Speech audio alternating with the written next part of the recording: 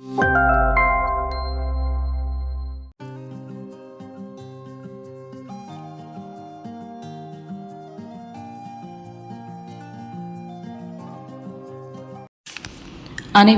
வணக்கம். நாம் திருக்குறளில் அறத்துப்பாலின் 6வது அதிகாரமான வாழ்க்கை துணை நலம் பற்றி பார்த்து கொண்டிருக்கின்றோம். அதில் இன்று 54வது திருக்குறள் பற்றி பார்க்கலாம். பெண்ணின் பெருந்தக்க யாவுள கற்பெண்ணும் திண்மை உண்டாக பெறின். பெண்ணின் பெருந்தக்க யாவுள, அதாவது பெண்ணிற்கு பெருமையானது அப்படிங்கிறது என்ன இருக்குது? கற்பெண்ணும் திண்மை உண்டாக பெறின் அப்படின்னு சொல்லியிருக்காங்க. இந்த இடத்துல பெண்ணின் அப்படின்னா படைப்பு. நமக்குள்ள எது படைக்குது? இந்த உலகத்தை படைத்தது எது? ஆன்மா. அதுவே தான், அதாவது பிரம்மம். அந்த பிரம்மம் தான் நம்மளுக்குள்ள ஆன்மாவாக இந்த உடலை எடுத்து இந்த உடலுக்குள்ளே அனைத்தையும் படைக்கிறது. பார்த்தோம் இல்லையா? உள்ளுக்குள்ளே இருக்கக்கூடிய உடல் உறுப்புகளாகட்டும், வெளியில் இருக்கக்கூடிய உடல் உறுப்புகளாகட்டும், அனைத்தையும் படைத்து அதுவே தான் ஒரு ஒழுங்கு நிலையில் இயக்கி கொண்டிருக்கிறது. ஒரு திடமான நிலையில். கண்ணா பின்னான்னு அது இஷ்டத்துக்கு கொஞ்சம் நேரம் ஓய்வு எடுக்கலாம், அப்புறமா இயக்கிக்கலாம், அது அப்புறமா இயக்கிக்கலாம் அப்படின்னு சொன்னால் இயக்கம் நடைபெறுமா? நாம் உயிரோடு இருக்க மாட்டோம். இந்த உடல் உறுப்புகளும் இயங்காது.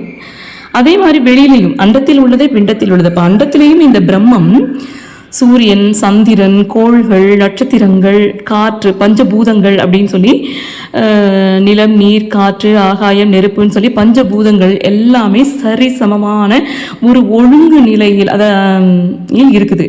இந்த பஞ்சபூத விகிதாச்சாரியத்தின் அடிப்படையில் மரம், செடி, கொடி, விலங்கினங்கள், பறவை இனங்கள், மனிதர்கள் அப்படின்னு சொல்லி விதவிதமாக படைத்து லிவிங் திங்ஸ், நான் லிவிங் திங்ஸ் சொல்லக்கூடிய உயிருள்ள ஆன்மாக்களையும் உயிரற்ற பொருட்களையும் கூட அதுதான் படைத்துள்ளது. அதை சரியான முறையில் இயக்கி கொண்டிருக்கிறது. எல்லாமே சரியான முறையில் இயக்கி கொண்டிருக்கிறது. கச்சா முச்சான்னு சொல்லிட்டு ஒரு ஒழுங்கற்ற நிலையில் ஒரு அன்ஆர்கனைஸ்டாக அது இயக்குச்சுன்னா எப்படி இருக்கும்? இந்த உலகங்கிறது ஒன்று இருக்காது. அதே மாதிரி நமக்குள்ளே இருக்கக்கூடிய ஆன்மாவும் நம்மளை விதவிதமாக படைத்து அதுவே தான் ஆற்றலையும் கொடுத்து அதுவே தான் எல்லாத்தையும் இயக்கி கொண்டும் இருக்கிறது. நம்ம போய் ஏதோ சுவிட்சை போட்டு இதயத்தை நம்ம ஓட்டலை. நம்ம போட்டு கண்ணு இப்போ பார்க்கட்டும், அதுக்கப்புறம் கொஞ்சம் நேரம் ஆஃப் பண்ணிடுவோம், ஆற்றெல்லாம் வெளியாகுது அப்படின்னு சொல்லி கண்ணை நம்ம சுவிட்ச் போட்டு ஆஃப் பண்ணுறது இல்லை.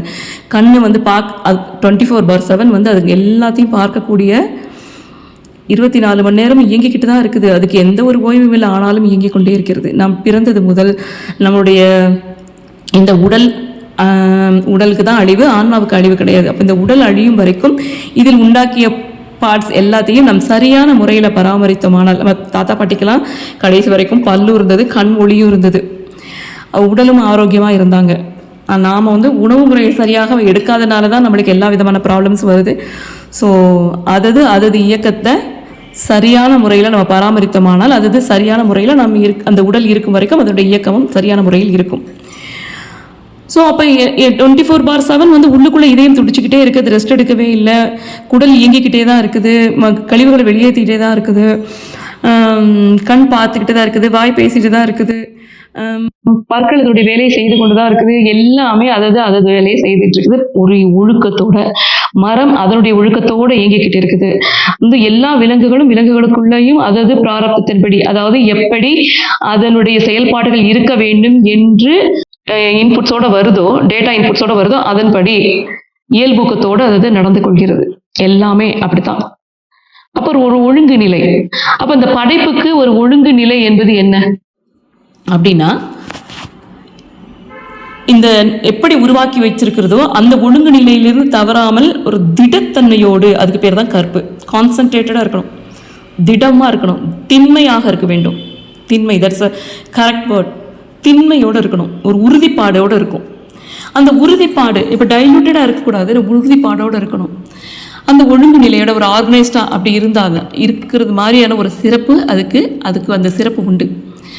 இந்த படைப்புக்கு வேற என்ன சிறப்பு வேணும்? கற்பெண்ணும் திண்மை உண்டாக பெறின். திண்மை இது எப்படி இருக்குது? எப்பொழுதும் விழிப்புணர்வோடு இருக்குது, கான்ஷியஸ்னஸோடு இருக்குது. அதுவே தான் இருப்பு. அந்த இருப்பு எப்பொழுதும் விழிப்போடு இருக்குது. எல்லாத்தையும் ஜஸ்ட் வெற்று பார்வையாக பார்த்து கொண்டிருக்கிறது.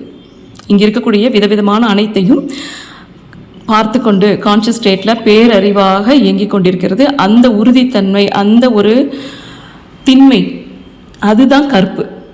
அந்த கற்பு, அந்த ஒழுங்கு நிலை தான் இந்த படைப்புக்கு மிகப்பெரிய பெருமை. எதனுடைய படைப்புக்கு? இந்த அண்டத்தில் பிரம்மத்தின் படைப்பாக இருக்கக்கூடியது நம் இந்த பிண்டம் சொல்லக்கூடிய இந்த உடலில் ஆன்மாவாக இருந்து படைத்து ஒரு ஒழுங்கு நிலையோடு நம்மளை இயக்கி கொண்டிருக்குது இல்லையா?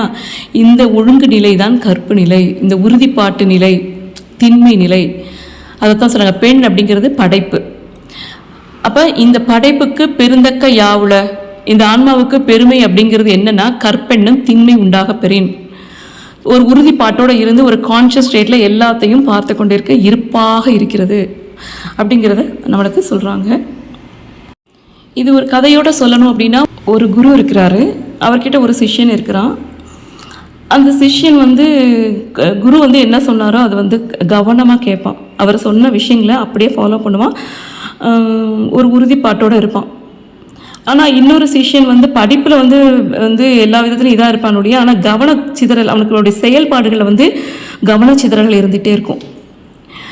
அப்போ குரு என்ன சொல்வார், ஆனால் இந்த படித்தவன் என்ன பண்ணுவான், நான் எல்லாத்தையும் படித்து முடிச்சுட்டேன், அதை செஞ்சுட்டேன், இதை செஞ்சுட்டேன், நீ அதெல்லாம் உனக்கு கிடையவே கிடையாது, எனக்கு அந்த சாஸ்திரம் தெரியும், இந்த சாஸ்திரம் தெரியும்னு சொல்லி அவனுக்கு குறை சொல்லிகிட்டே இருப்பான். இப்போ குரு அவனுக்கு புரிய வைக்கணும் அப்படின்னு சொல்லிட்டு என்ன பண்ணுவார், 2 பேர் கையிலையும் ஒரு விளக்கை கொடுத்து அனுப்புவார். அந்த விளக்கை கொடுத்து, நீங்கள் இந்த மலை உச்சி இருக்குது பார்த்தியா, அந்த போயிட்டு வாங்க, போயிட்டு எவன் போயிட்டு அந்த எப்படி போக சொன்னீங்கன்னா அப்படியே நீங்கள் போயிட்டு அந்த விளக்கோட வரணும் அப்படின்னு சொல்லி ஆணையிடுவார். அப்போ மலை நம்மளுக்கு தான் தெரியும், பயங்கரமாக காற்றடிக்கும், எல்லாம் பண்ணும். இந்த குரு சொன்னதை ஒரு கவனமாக அப்படியே ஃபாலோ பண்ணக்கூடிய மாணவனும், எல்லாத்தையும் படிச்சிட்ருக்கேன் அப்படின்னு சொல்லி கவன சிதறல் உள்ள அந்த மாணவன் கையிலையும் விளக்கு இருக்கும். படிச்சிருக்கேங்கிற அந்த மாணவன் என்ன பண்ணுறான், இந்த நிலையிலேயே என்ன பண்ணுறான், வெளியில் வேடிக்கை பார்த்துக்கிட்டு செஞ்சுக்கிட்டு விளக்க கவனிக்காமல் போய்கிட்டு இருக்கையிலே பாதியிலே இந்த மலையில் அடிக்கக்கூடிய காற்றின் மூலமாக அது அணைந்து விடுகிறது. ஆனால் கவனத்தோட குருவினுடைய அந்த பேச்சை தட்டாமல் போன அந்த மாணவன் இருக்கான் இல்லையா, அந்த மாணவனுடைய விளக்கு அணையாமல் பார்த்துக்கிறான். அதை எப்படி பாதுகாக்கணுமோ அப்படி அணையாமல் பார்த்து கொண்டு அவன் மலை உச்சிக்கும் போயிட்டு அவன் என்ன பண்ணுறான், கீழேயும் வந்துடுறான். அப்போது அசைந்து கொண்டிருக்கக்கூடிய அதாவது மற்றொருவன் அந்த படிப்பில் அந்த அளவுக்கு படிக்கலை, ஆனால் குருக்கிட்ட என்ன பண்ணுறான், வித்தைகள் எல்லாம் கற்றுக்கிறான், குரு சொன்னதை அப்படியே ஃபாலோ பண்ணுறான். ஆனால் இன்னொருத்தர் என்ன பண்ணுறான், அதை அலப்பாய விடுறான். அலப்பாயிரவனுக்கு தீபம் அணைஞ்சு போச்சு. இப்போது இந்த உலக கவனத்தை சிதறடிக்கக்கூடிய அந்த திண்மை இருக்குது இல்லையா, அந்த உள்ளத்துக்குள்ளே அந்த திண்மை எவ்வளோதான் படிச்சிருந்தாலும் அந்த பையன்கிட்ட இல்லை, அந்த உறுதிப்பாடு இல்லை. அப்போ உள்ளத்தில் திண்மை இருக்கணும் இல்லையா, உறுதிப்பாடு இருக்கணும் இல்லையா, கவனம் உள்ளுக்குள்ளே இருக்கணும் இல்லையா. அப்போ அந்த கவனம் இல்லாதனால அவனுடைய அந்த தீபத்தை அவன் அணைச்சிடுறான். அவன் அணைக்கலை, அது அணைஞ்சு போயிடுது. ஆனால் இன்னொரு பையன் என்ன பண்ணுறான், உள்ளத்தில் ஒரு உறுதிப்பாட்டோட குரு சொன்னதை கேட்கணும் அப்படிங்கிறத உறுதிப்பாட்டோட போனவன் அந்த விளக்கு அப்படியே எரிஞ்சுக்கிட்டு இருக்கிற மாதிரியே திருப்பி வரான்.